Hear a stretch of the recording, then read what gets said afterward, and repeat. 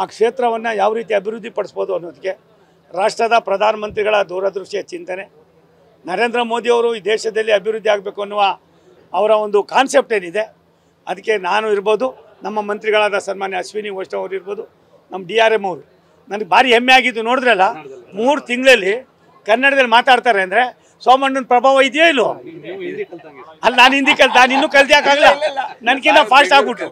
ಮೇರಾ ಸೆ ಫಾಸ್ಟ್ ಹೋಗೆ, ಮೇರಾ ಸೆ ಫಾಸ್ಟ್ ಹೋಗೆ. ಈ ಬಾಂಧವ್ಯ, ಈ ಒಡಂಬಡಿಕೆ, ವಿಶ್ವಾಸ, ಆತ್ಮೀಯತೆ ಯಾವಾಗ ಬರ್ತದೆ ಅಂದರೆ ಒಂದು ಸಣ್ಣ ಅಪಚಾರವೂ ಕೂಡ ಇಲ್ಲದೆ ಹೋದಾಗ. ಆ ಕೆಲಸ ನಾವು ನೀವೆಲ್ಲ ಸೇರಿ ಮಾಡೋಣ. ನಿಮಗೆ ಧನ್ಯವಾದಗಳು. ಒಂದು ಈಗಾಗಲೇ ನಾನು ಏನೇನು ಹೇಳ್ಬೇಕೋ ಹೇಳ್ಬಿಟ್ಟಿದ್ದೀನಪ್ಪ.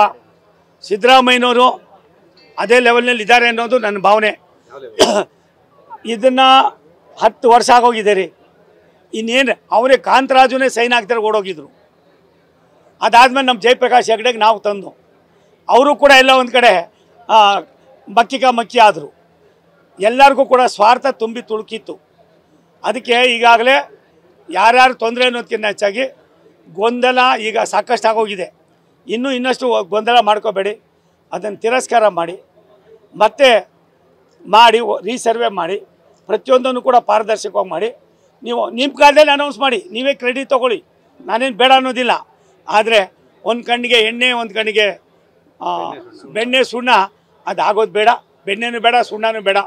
ನಿಮ್ಮ ಅನುಭವ, ಬಣ್ಣ ಹೆಂಗಿದೆಯೋ ಗೊತ್ತಿಲ್ಲ, ಇಬ್ಬರಿಗೂ ನಿಮ್ಮ ಅನುಭವನ ದಯವಿಟ್ಟು ಹಂಚ್ಕೊಳ್ಳಿ. ನಿಮ್ಮ ಅನುಭವನ ಹಂಚ್ಕೊಳ್ಳಿ. ಒಂದು ಹೇಳ್ತೀನಿ ಕೇಳಿ. ನನಗೆ ತಿಳಿದ ಮಟ್ಟಿಗೆ ಸಿದ್ದರಾಮಯ್ಯನವರ ಹತ್ರದಿಂದ ನಾನು ನೋಡಿದ್ದೇನೆ. ಇಷ್ಟೆಲ್ಲ ಗೊಂದಲ ಇಟ್ಕೊಂಡು ಅವ್ರು ಅದನ್ನು ಕೈ ಹಾಕಿದ್ರೆ ಜೇನುಗೂಡು ಕೈ ಹಾಕ್ದಂಗೆ ಆಯ್ತದೆ ಅನ್ನೋದು ಅವ್ರಿಗೆ ಅರಿವಿದೆ. ಅರಿವನ್ನು ಉಳ್ಳವರಾಗಿ ನನಗನ್ನಿಸ್ತದೆ ಇದರಿಂದ ಏನು ಪ್ರಪಂಚ ಮುಳುಗೋಗೋದೇನಿಲ್ಲ, ಏನೇನೂ ಆಗೋದಿಲ್ಲ. ಇವತ್ತಾಗೋದು 10 ವರ್ಷದಿಂದನೇ ಆಗಬೇಕಾಗಿತ್ತು. ಅವತ್ತು ತಾವೇ ಇದ್ರಿ. ಇನ್ನೂ 3 ವರ್ಷ ರಿಪೋರ್ಟ್ ಕೊಟ್ಟಾಗ ಸೈನ್ ಹಾಕ್ತೀರಾ ಕೊಟ್ಟಿದ್ದ ಕಾಂತರಾಜು. 10 ವರ್ಷ ಹೇಳಿದ್ರಿ, ಬೇಡ, ಕರೆಸಿ 1-1.5 ವರ್ಷ ಟೈಮ್ ಕೊಡಿ, ಅಷ್ಟೊಳಗಡೆ ಎಲ್ಲ ಮಾಡಿ. ಮತ್ತು ಪಾರದರ್ಶಕವಾಗಿ ಮಾಡಿದ್ಮೇಲೆ ನಿಮ್ಮನ್ನೇ ದೇವರಾಜರ್ಷಿ ಯಾವ ರೀತಿ ನಾವು ನೆನೆಸ್ತೀವೋ ಅದೇ ರೀತಿ ನೆನೆಸ್ಕೋತೀವಿ. ಅದನ್ನು ಬಿಟ್ಟು ತಪ್ಪನ್ನು ಮಾಡಿ ಎಲ್ಲ ಒಂದು ಕಡೆ ಖಳನಾಯಕರಾಗಬೇಡಿ ಅಂತ ನನ್ನ ವಿನಂತಿ. ನ್ಯೂಸ್ ಫಸ್ಟ್, ನಿರ್ಭೀತಿಯಿಂದ ನಿಮ್ಮ ಪರವಾಗಿ.